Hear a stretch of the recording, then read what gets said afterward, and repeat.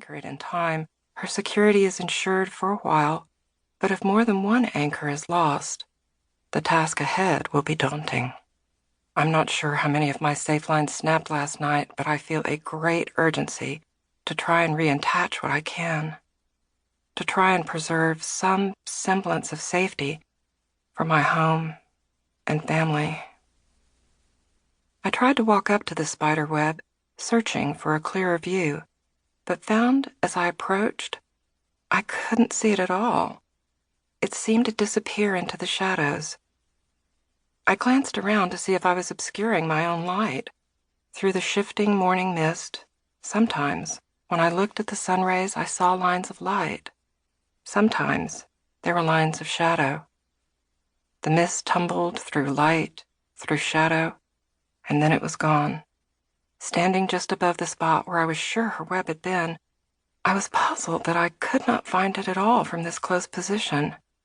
Clarity came from a distance. I stepped back and it appeared. I stepped forward and it vanished. As I changed my perspective, the web appeared, then disappeared, then appeared again. Somehow, knowing it was there didn't help me find it at all. I had to move away to regain the perspective I had lost. I needed to step back to understand what had happened last night. I needed to gain perspective. As I tried to center on this, my thoughts fell back to a few minutes before when I had wondered if I was obscuring my own light. In that moment, this question of simple physics began to spread wider and became abstract. I was obscuring my own light. I had been for years. I had done it thinking I was doing what was best for my family, but in making the choice over and over again to hide my light, I had reduced myself to someone who was fearful and dependent, someone who had traded independence for security provided by another to whom I had freely, though foolishly, given all my power. In doing what I thought would make me safe, I had, in fact, made myself vulnerable. Deeply, frighteningly vulnerable. My marriage was in danger, and I realized in a moment of crystal clarity that I needed to find out who I was, why this was happening, and what, if anything, I could do to save it. The mist was moving on, and the sun peeked over the horizon behind me. As it rose, a long shadow stretched out before me. My shadow. And I knew I had to walk into it.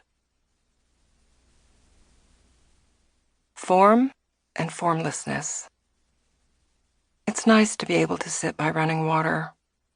I feel far away, a floating sensation, almost like an out-of-body experience I felt ever since the conflict with my husband the other night.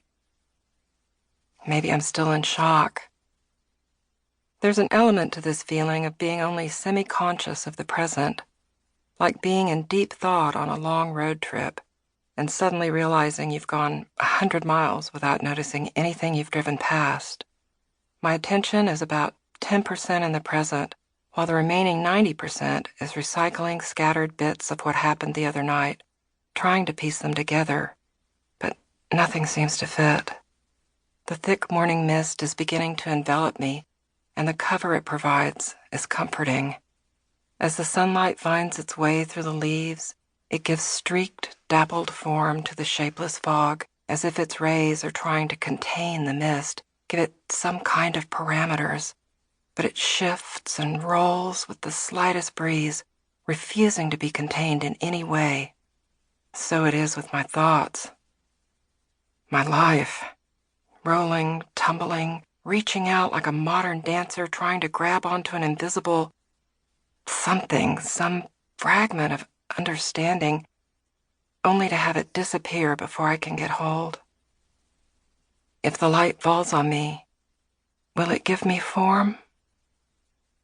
Would I even want it to if it could? Here in this place of solitude and contemplation, I can be in the formlessness where I hope understanding resides, though I can't seem to find it. Veiled in the soft mist,